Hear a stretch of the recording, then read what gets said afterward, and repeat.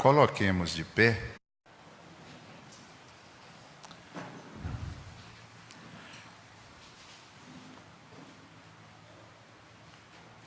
Gálatas capítulo 6, versículos 1 e 2. O tema da palavra de hoje é: levai as cargas uns dos outros. Se por acaso alguém não tem uma Bíblia, aproxima aí de alguém que esteja próximo de você e pegue uma carona para você receber a bênção da leitura. Eu louvo a Deus pela vida de todos os irmãos e irmãs que já se encontram presentes no santuário. Gálatas 6, 1 e 2. Toda a igreja. Irmãos, se algum homem chegar a ser surpreendido na alguma ofensa, vós que sois espirituais, encaminhai o tal com espírito de mansidão, olhando por ti mesmo, para que não sejas também tentado. Levai as cargas uns dos outros, e assim cumprireis a lei de Cristo. Oremos. Senhor nosso Deus, eu te dou graça, Jesus, por esta oportunidade, pelo privilégio que o Senhor nos concede de aqui, Senhor, poder abrir a Tua Palavra, poder ler a Tua Palavra, poder receber a bênção da leitura, por termos a Bíblia, Jesus, na nossa língua, no nosso idioma. Agora fala aos nossos corações, instrui este rebanho do Senhor, em nome de Jesus. Amém. Dê a paz do Senhor a quem está aí perto de você. Pegue na mão, aquela paz do Senhor gostosa. O esposo dá a paz do Senhor para a esposa para o marido. Aqui na casa de Deus nós somos, acima de tudo, irmãos em Cristo. Glória a Jesus. A paz do Senhor é capaz de curar até enfermidades da alma. Glória a Deus. Meus irmãos, propositalmente, pelo momento que o nosso campo está vivendo de implantação, o pastor está trazendo uma série de estudos doutrinários sobre relacionamento cristão, para nós nos inteirarmos, aprendermos e poder ser melhores crentes nesta parte. Se os irmãos pegarem com dedicação e colocar em prática na sua vida, a nossa igreja vai muito bem para a glória de Deus. Glória a Jesus. Hoje nós vamos falar um assunto que precisa ser explicado, que é levar as cargas uns dos outros. Leiamos juntos a introdução. Este tema é muito necessário hoje, em virtude do estilo de vida individualista e egoísta que vive a sociedade atual. A igreja precisa e deve agir diferente do que está acontecendo lá fora. Aqui entre o povo de Deus, o regime é outro. Uns ajudam os outros e comemoram as vitórias dos irmãos como se fosse sua. Glória a Jesus. Você pode dar um glória a Deus? Pela introdução, os irmãos já perceberam que o assunto é bom, interessa e faz bem, não é?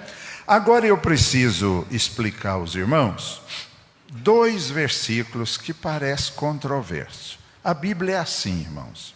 A Bíblia não contém erros. Ela pode ter má interpretação. Querem ver uma coisa? Você está aberto aí em Gálatas 6? Leia comigo a primeira parte do versículo 2. Levai as cargas uns dos outros. Ok. Agora leia o versículo 5. porque cada qual levará a sua própria carga. E agora? É para levar as cargas uns dos outros ou é para cada um levar a sua? É para isso que tem Bíblia, é para isso que tem culto, é para isso que tem pastor. Irmão Paulo, eu louvo a Deus pela sua vida, viu, irmão Paulo e irmã Cleusa? Vocês pegam um engarrafamento para chegar até aqui, que só o amor de Deus no coração, mas Jesus vai dando vitória. Louvo a Deus pela vida do irmão Reginaldo, que mora lá do outro lado, né? Esses são os irmãos que moram mais longe da nossa igreja. Mas Jesus tem dado graça e por amor à obra eles estão firmes aí. E agora, meus irmãos? É para ajudar a levar as cargas ou é para cada um levar a sua? Então vamos estudar? Letra A, só as mulheres comigo. No 2, fala de grandes fardos, pesos fora do normal, coisas que a pessoa sozinha não consegue levar. Pastor, como é que o irmão percebeu isso? Pela palavra usada no original. A palavra usada no original para carga no versículo 2 não é a mesma para carga no versículo 5. Então você observa o original e aí você entende o que poderia ser uma aparente contradição. Letra B, só os homens comigo. No 5, fala das dificuldades normais do dia a dia, o que cada um deve carregar o seu peso. Pergunto à igreja, que é muito inteligente, vocês entenderam? Ou ainda está meio nebuloso? Então vamos lá. No versículo 2, a Bíblia manda nós levar as cargas uns dos outros. Que cargas são essas? São aqueles intempéries marcantes que acontecem na vida da irmandade em Cristo Jesus. Uma morte de um parente, uma doença incurável, uma crise de emprego, uma depressão, um problema sério conjugal, coisas que a pessoa sozinho não dá conta de levar. A Bíblia ordena: ajudem uns aos outros a carregar essas cargas.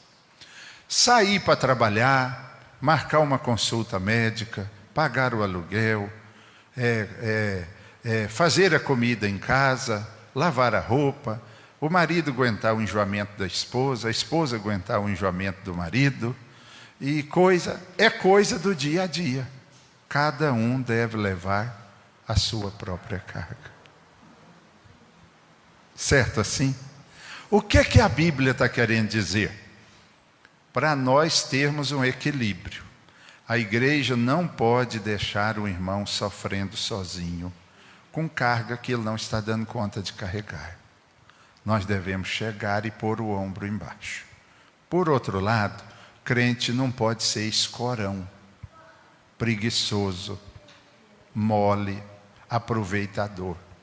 Igreja não é lugar de gente assim. Deu para entender, meus irmãos? Levai as cargas uns dos outros, cada um leva a sua própria carga. Se vocês forem inquiridos aí na rua, já consegue explicar? Tudo certinho? Então vamos saltar para o próximo. Número 2. Está com o microfone, minha filha? Ok, número 2. O que tem impedido este mandamento ser obedecido? Que mandamento, pastor? De levar as cargas uns dos outros. Só que antes da irmã Andréia ler, eu preciso que os irmãos abrem João 9, que eu quero mostrar a vocês uma coisa aí. Glória a Jesus. Parece que tem outra pessoa pregando. João capítulo 9.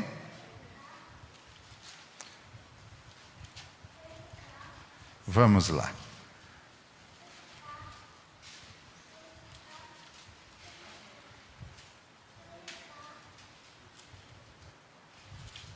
Ok. Agora os irmãos olham para cá. eu vou mostrar a vocês uma coisa. Olhe para cá. Maneide, dá uma voltinha, por favor. Veja bem, meus irmãos, olhe para cá. O Senhor Jesus encontrou um cego de nascença. Cuspiu na terra, fez um barro, passou no olho do rapaz e mandou ele ir lá no tanque de Siloé, que fica ali no pé da escadaria para subir para o templo, no Monte Sião, em Jerusalém. Aquele moço foi, lavou e voltou vendo.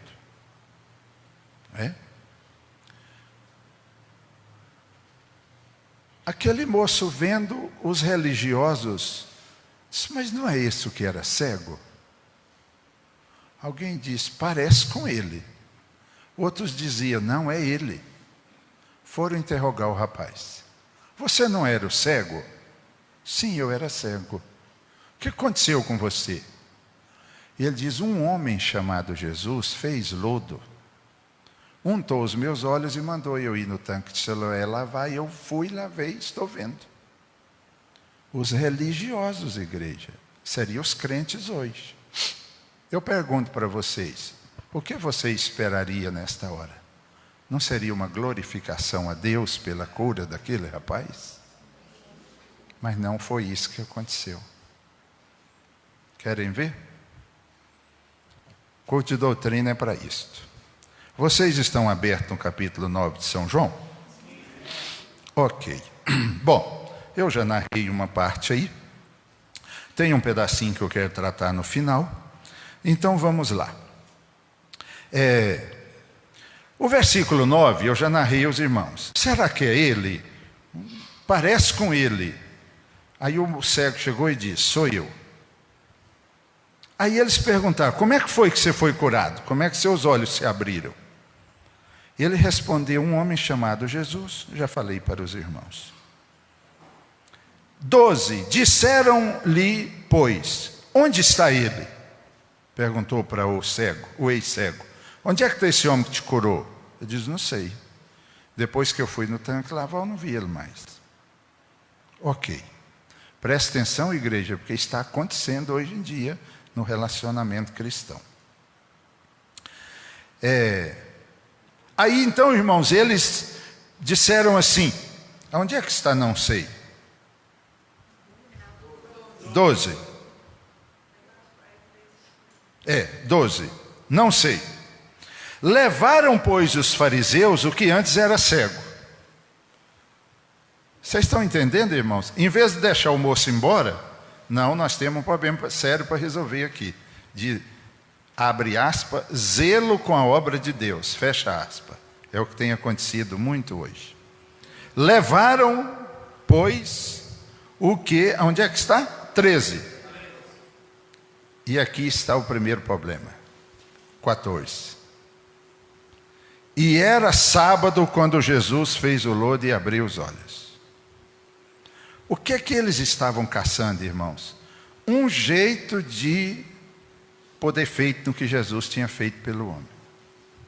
Em vez de alegrar pela cura do homem, sabe, tem um erro aí.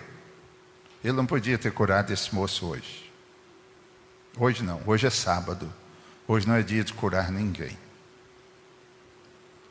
Continua. Tornaram, pois, também os fariseus a perguntar-lhe, como é que você viu? Como é que foi sua cura? E ele disse, já falei, pus lodo nos meus olhos, eu lavei, estou vendo. Então alguns dos fariseus, igreja, quando eu falo fariseu aqui, entenda como religiosos, estudiosos da Bíblia, viu? Então alguns dos fariseus diziam, este homem não é de Deus. Quer dizer, esse moço que curou você, ele não é de Deus. Traduzindo, quem te curou foi Satanás. Pois não guarda o sábado. Dizia outros, como pode um homem pecador fazer tais sinais? Esse moço que te curou é um pecador. E havia dissensão entre eles, quer dizer, eles começaram a brigar, irmãos, por causa da cura do moço. 17, tornaram, pois, a dizer ao cego, tu que dizes daquele que te abriu os olhos? O que você pode falar dele? O moço nem conhecia. Jesus encontrou com ele a primeira vez. Irmãos, muitas vezes está acontecendo isso dentro das igrejas. As pessoas estão chegando para receber uma palavra de Deus e nós estamos usando a nossa religiosidade para confundir eles, para atrapalhar o encontro deles com Jesus. Vem cá, cidadão, você, o que é que você pode falar sobre isso? Sobre o que te abriu os olhos? Ele diz, para mim, é profeta. Aqui no versículo 17. Eu acho que ele é profeta. Os judeus, porém, não creram que ele tinha sido cego. Não, é capaz que ele não era cego, não. Ele enganava. Ele pedia esmola, de certo ele não era cego, não. Era só uma... Irmão, pode um negócio desse? E que agora visse, enquanto não chamaram os pais do que agora via. E perguntaram-lhe, dizendo, é este o vosso filho que vós dizeis que nascido cego? Como, pois, que ele vê agora? O menino seu que era cego é esse mesmo, né? O outro, não. Não, é esse aí que é cego. E como é que ele está vendo agora? O pai nem lá não estava. Na cura. Igreja, diga assim comigo, o sangue de Jesus tem poder na minha vida. Vocês sabiam que eu, como pastor, eu tenho que ter muito cuidado, irmãos, para mim não virar isso aqui dentro da igreja, atrapalhando as pessoas de encontrar e ser abençoado por Deus. 26. Seus pais responderam e disseram-lhes, sabemos que este é nosso filho, que nasceu cego, mas como agora ele vê, não sabemos, ou quem lhe tem aberto os olhos, não sabemos. Tem idade, perguntai-lhe a ele mesmo, e ele falará por si mesmo. O menino é de maior, fala com ele. O que eu posso garantir é que ele era cego. Como é que ele foi curado, nós não sabemos, aliás, nós estamos chegando aqui agora. Seus pais disseram isto porque temiam os judeus, porque já os judeus tinham resolvido que se alguém confessasse ser ele o Cristo, fosse expulso da sinagoga. Sabe o que eles ficaram com medo, irmão? Nós vamos ser excluídos da igreja. Se nós falar que foi Jesus que curou o moço. Sinagoga era a igreja, irmão Adriano. Carlos. Irmão Clever. Nós não podemos falar que foi Jesus. Então nós vamos falar que nós não sabemos. Por isso é que seus pais disseram, tem idade, perguntai-lhe a ele mesmo. Chamaram, pois, pela segunda vez o homem que tinha sido cego e disseram-lhe, dá glória a Deus. Nós sabemos que este homem é pecador. Esse homem que te curou não é de Deus. Ele é de Satanás. Você foi enganado. Irmão, e eu pergunto para vocês, o cego queria lá saber disso? Você tem ideia do que é um cego ver? Já experimentou ser cego alguma vez? Chega na sua casa um dia e tampa os olhos e tenta andar para você ver. Que tribulação, que tristeza. Agora o moço está vendo. Respondeu-lhe, pois, ele, pois, e disse, se é pecador, eu não sei. Uma coisa sei, é que havendo eu sido cego, agora eu vejo. Se ele é pecador, se ele é errado, se ele é certo. O que o cego quis dizer? Eu estou aqui junto com vocês desde pequeno, vocês nunca me curou. Agora esse chegou e me curou. Eu não quero saber quem que ele é. Igreja, preste atenção. As pessoas, o que elas querem é ter um encontro com Jesus. Quem muda as pessoas é Jesus. Não é nós. O pastor prega, o pastor ensina, o pastor disciplina, o pastor corrige, mas quem muda é Jesus. E quero dizer a vocês uma coisa, coitado de nós se alguém vier aqui para a igreja por causa de nós. As pessoas precisam vir à igreja para encontrar com Jesus. E nós precisamos, no mínimo, não atrapalhar. E tornaram a dizer-lhe, parece que o povo não cansava não, irmão. E tornaram a dizer, que te fez ele? Conte, como te abriu os olhos? Mas meu Deus, eu já falei isso 2 vezes. Respondeu ele, já vô-lo disse e não ouviste? Para que o quereis tornar a ouvir? Quereis vós porventura fazer-vos também seus discípulos? Vocês estão querendo aceitar esse homem como Salvador também? E não está tendo coragem de falar? O que está acontecendo com vocês? Então o injuriaram, quer dizer, eles xingaram o rapaz e disseram, discípulo dele seja tu, nós porém somos discípulos de... Aqui está o perigo, irmãos, aqui está o perigo, é que eles conheciam Moisés, mas não conheceu o Deus de Moisés. O Deus de Moisés estava na frente deles e eles não perceberam. Levante a sua mão assim comigo. Assim. Diga, meu Deus, dai-me a graça de ver as coisas da vida espiritual como é da tua vontade. Tira de mim, Senhor, as tradições, os princípios arraigados, as coisas que prejudicam, o que eu acho. Senhor, me limpa de uma maneira tal que eu não cometa esses erros que eu estou vendo aqui na tua palavra. Volte ao texto, amada igreja, por favor. Então veja bem, onde é que eu estou, irmãos? 29. Nós bem sabemos que Deus falou a Moisés, mas este não sabemos de onde é. O homem respondeu e disse-lhes, nisto pois está a maravilha, que vós não saibais de onde ele é, e me abrisse os olhos. Sabe o que o cego falou? Que o cego deu um estudo bíblico para eles, irmão. Sabe o que o ex-cego falou para ele?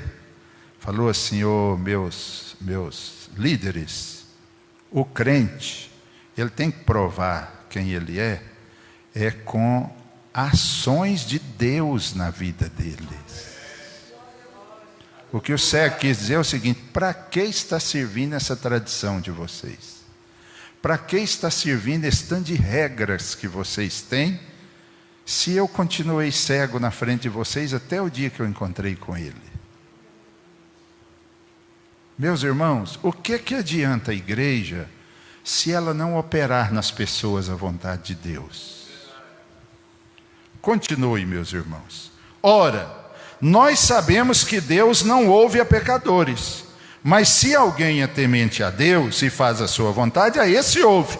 Desde o princípio do mundo, nunca se ouviu que alguém abrisse os olhos de um cego de nascença. Se este não fosse de Deus, nada poderia fazer.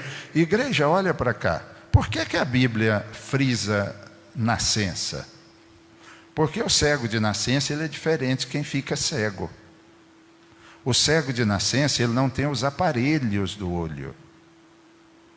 O cego de nascença ele não tem nada de visão. Não há nenhuma possibilidade de conseguir nada. O que Jesus fez na vida daquele homem foi construir no corpo dele todos os aparelhos da visão. Você dá glória a Deus por isso? Se este não fosse de Deus, nada poderia fazer. Responderam eles e disseram, tu és nascido todo em pecado e nos ensina a nós e expulsam-no. Ele disse, quem é você para ficar ensinando nós? Falou para o ex-cego, você não entende nada de Bíblia, nós estudamos, agora você quer vir ensinar nós? Igreja, às vezes o ensinamento vem para nós da onde a gente não espera. Às vezes vem de uma criança, de um novo convertido, até de um ímpio. Quantas vezes um ímpio pode ensinar nós? Jesus ouviu que os tinha expulso e encontrando-o, disse-lhe: crês tu no Filho de Deus? Ele respondeu e disse: quem é ele, Senhor, para que nele creia? E Jesus disse: tu já o tens visto, e é esse que está falando com você. E ele disse: creio, Senhor, e o adorou.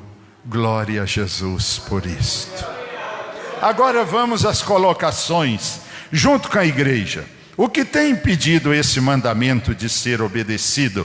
André, eu vou ler com a igreja para a questão pedagógica. Letra A, povo de Deus, todos juntos. Preocupado mais com a organização do que com as pessoas. B, o desejo de encontrar defeito para se sentir usado por Deus. Parêntese, vocês sabiam que tem gente na igreja que fica caçando defeito nos outros para dizer que Deus está usando ele? Igreja amada, vocês sabem de quem é a função de caçar defeito nos crentes? É de Satanás. A palavra Satanás quer dizer acusador. A nossa função na igreja é outra. É de edificar, é de ajudar, é de colaborar na obra do Senhor. Letra C, todo o povo de Deus.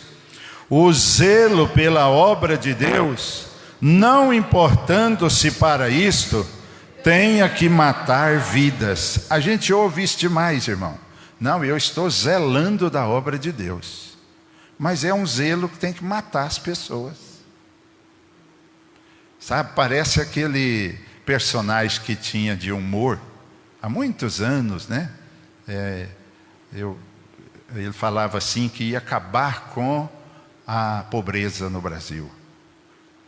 Aí o assessor dele, como é que o senhor vai fazer para acabar com a pobreza? Ele diz: vou mandar matar todos os pobres. Eu vou resolver o problema da saúde no Brasil. Como é que o senhor vai resolver o problema? Eu vou matar todo mundo que estiver doente.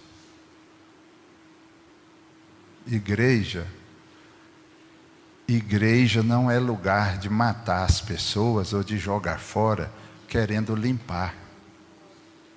Não é assim que limpa a obra de Deus.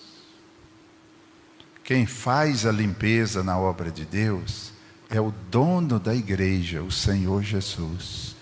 A Bíblia diz: o que usa de engano não ficará na minha casa, diz o Senhor.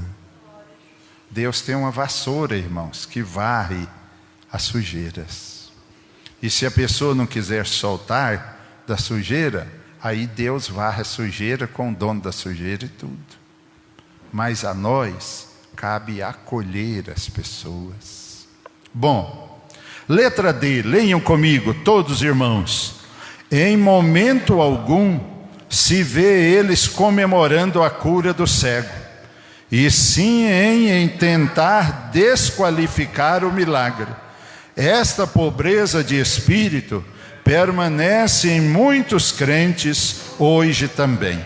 Letra E, só os homens, bem alegre, se preocuparam por ser sábado e nem se lembraram da vitória do homem curado. Toda a igreja, letra F, tentaram convencer o ex-cego que a cura dele era uma fraude. Este homem é pecador. Se é pecador, eu não sei. Sei que eu estava cego e agora vejo. Glória a Jesus. Contra fatos não há argumentos, meus irmãos. Estende a sua mão assim. Jesus vai ungir você agora. Glória a Deus. Jesus, coloca unção de milagre na mão de cada pessoa que está aqui agora.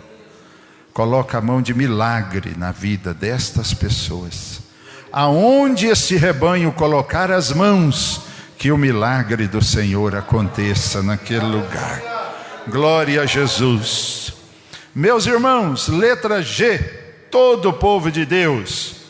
Neste texto há uma participação dos discípulos, que representa a igreja, que merece nossa atenção, pois tem se repetido. Olha para cá, igreja. Eu disse aos irmãos que tinha uma partezinha no começo que eu queria falar no final.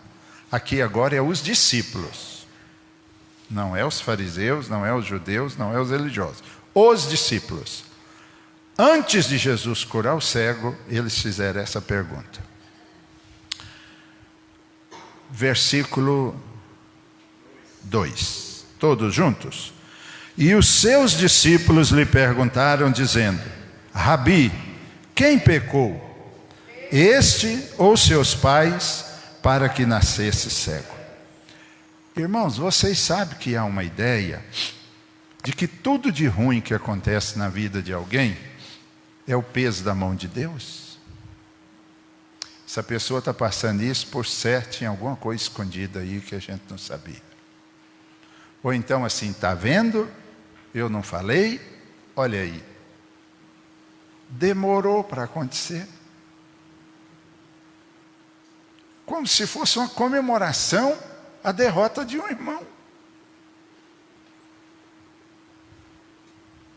Agora olha o versículo 3, a explicação do dono da igreja.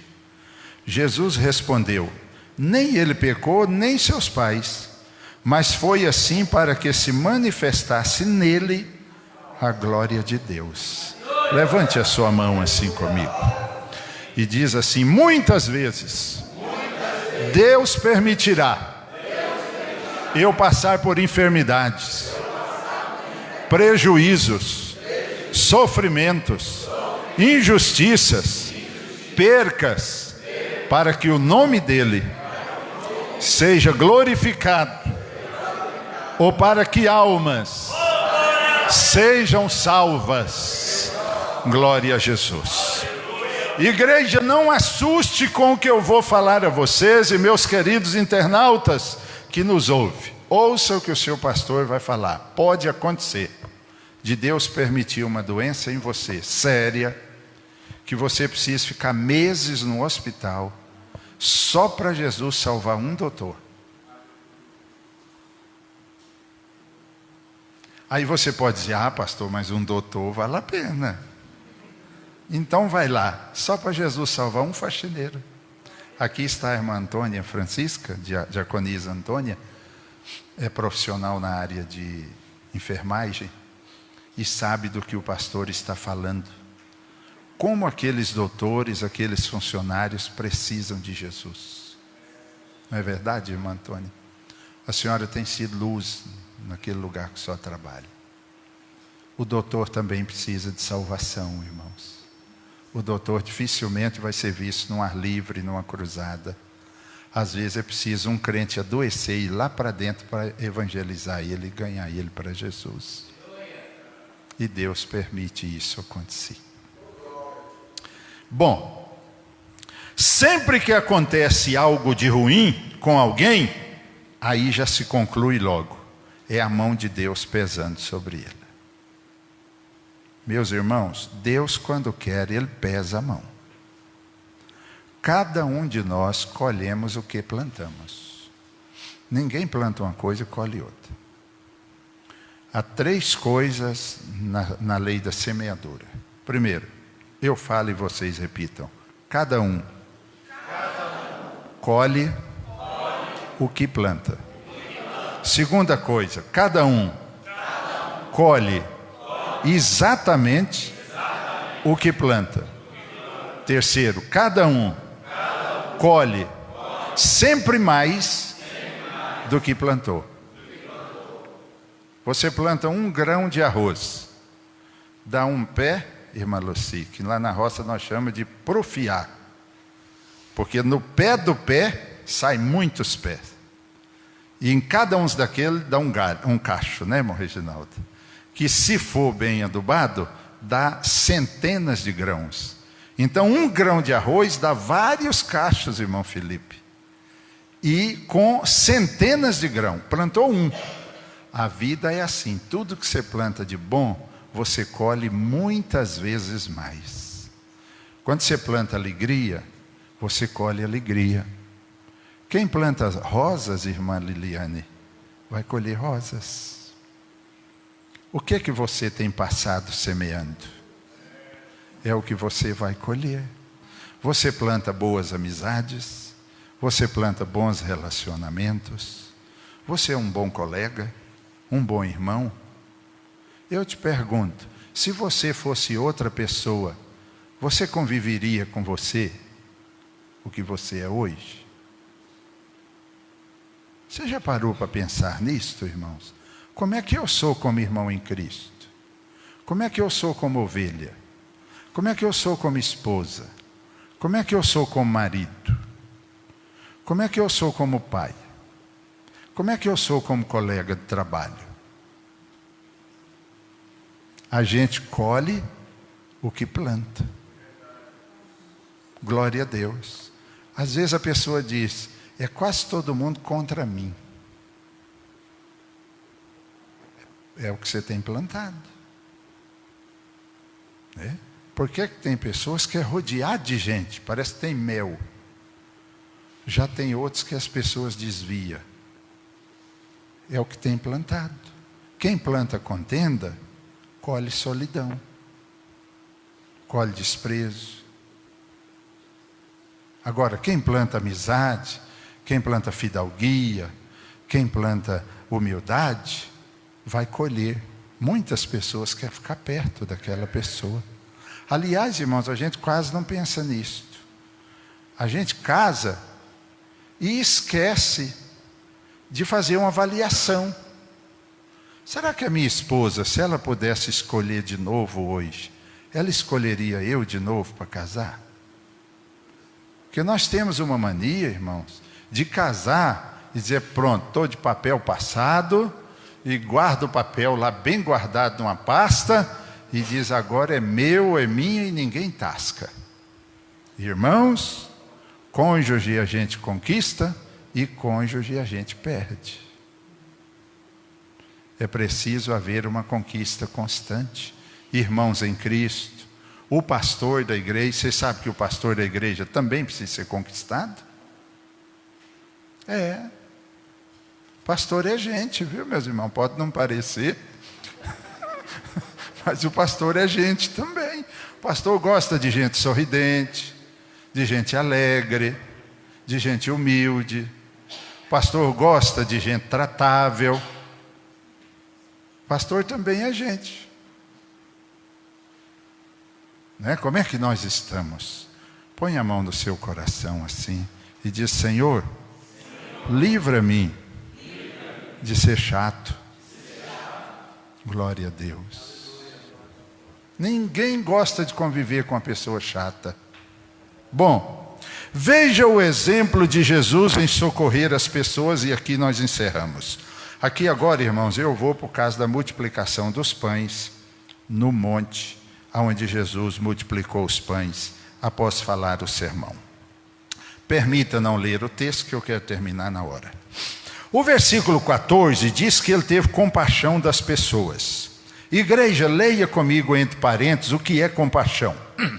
Compaixão, sentimento piedoso de simpatia para com a tragédia pessoal de outrem, acompanhado do desejo de minorá-la, participação espiritual na infelicidade alheia, que suscita um impulso altruísta de ternura para com o sofredor. Vocês viram que esse é um texto de dicionário copiado, né? Não é meu, apenas para explicar o que é. Bom, então vamos lá, meus irmãos. Primeiro, Jesus foi falar a sua palavra, juntou em torno de 12 mil pessoas. Ele podia muito bem ter terminado o culto. Diz, minha gente, vai com Deus, cada um procura seu caminho. Não, com Jesus não é assim. Ele preocupou. Como é que essas pessoas vão comer nesse lugar distante? Então vamos lá. Leiam comigo, letra B. Ele não colocou regras. Por exemplo, todos juntos, primeiro, só terá lanche para os discípulos. Não. Segundo, só para quem já me segue há muito tempo. Não. 3, só para quem chegou aqui desde o início do estudo bíblico. Quem chegou agora, só para comer? Negativo. Comigo não. Não. Irmãos, eu faço uma pergunta para vocês, honestamente. Jesus é nosso exemplo maior, sim ou não? É nele que nós temos que mirar? Então, cá para nós, muita coisa em nosso meio está errado.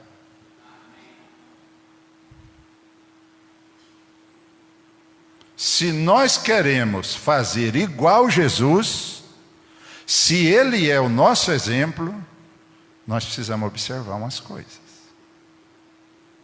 Bom, o que é que Jesus fez então? Só as irmãs. Ele mandou todos se sentar. Não quis saber, não mandou selecionar, nada. Estava ali, tinha direito. Olha para cá. Entrando aqui, irmãos, tem direito. A não ser que nós quiser tomar o lugar de Deus. Porque no que depender de Deus, a casa dele é para todos.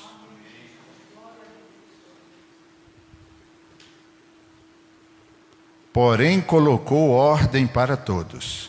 Se sentem em grupos de 50 e de 100. Tem que ter organização. Todos podem participar, mas é organizado. Deus é organizado. A casa de Deus não pode ser bagunça. Que lição podemos tirar para o nosso dia a dia desse texto? Só as irmãs, leia comigo a letra A.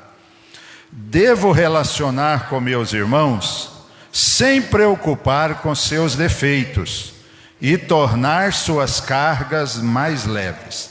Então escute, igreja, o que eu devo preocupar não é se meu irmão está defeituoso, é se ele está precisando de mim.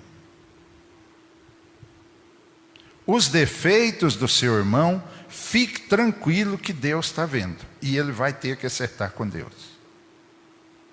Segundo, só os homens, letra B.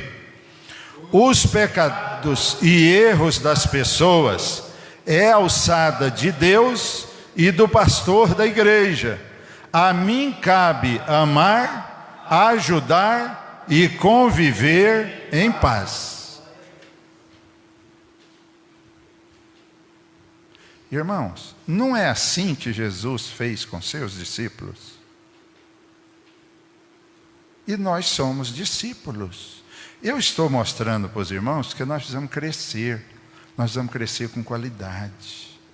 E isso que eu estou mostrando para os irmãos não é um problema da nossa igreja. É um problema da igreja na terra, com raras exceções. As igrejas evangélicas na terra estão tornando mais religião do que igreja. E a religiosidade impede as pessoas de chegar a Deus. Se religião resolvesse o problema, não precisaria de Jesus ter vindo, porque quando Jesus veio, o que mais tinha era religioso e dedicado. Letra D. Letra C. Quem que é agora? Mulheres, letra C. Muitos estão na igreja se consertando com Deus. Outros não se permitem consertar e estão na igreja para serem condenados com consciência. Isso aqui é duro, mas é a verdade. Às vezes você olha e diz assim, mas meu Deus, será que essa tribulação não vai acontecer alguma coisa? O pastor não vai fazer nada? Será que essa pessoa não vai ser posta para fora? Não, irmã, ela está aqui tomando ciência para a condenação dela no dia do juízo. A palavra de Deus tem dois fins, salvar ou condenar. Não precisa você preocupar, está aqui dentro, ouve a palavra, recebe as instruções, insiste em desobedecer, fique tranquilo, está tudo sendo registrado. Lá no dia, irmãos, uns sobe e outros. A Bíblia diz: mas os que não foram achados seus nomes escritos no livro da vida foram lançados no lago de fogo. Isso é obra de Deus, isso não é nossa. É Deus que faz isso. Letra D, só os homens. Quantos seguiram Jesus, se beneficiaram de seus milagres, comeram do seu pão, ouviram suas palestras e não serão salvos? Quantos irmãos esteve lá, tocou em Jesus e vai para o inferno? Agora toda a igreja, o último. O importante é amar as pessoas, conviver em paz, tornar seus fardos mais leves. E se não obedecerem e não se salvarem, a culpa não será nossa. O futuro de cada um é fruto de suas escolhas.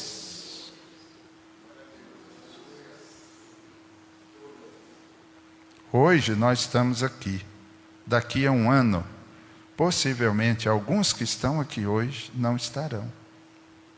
Porque só fica, irmãos, quem tem raiz com Jesus.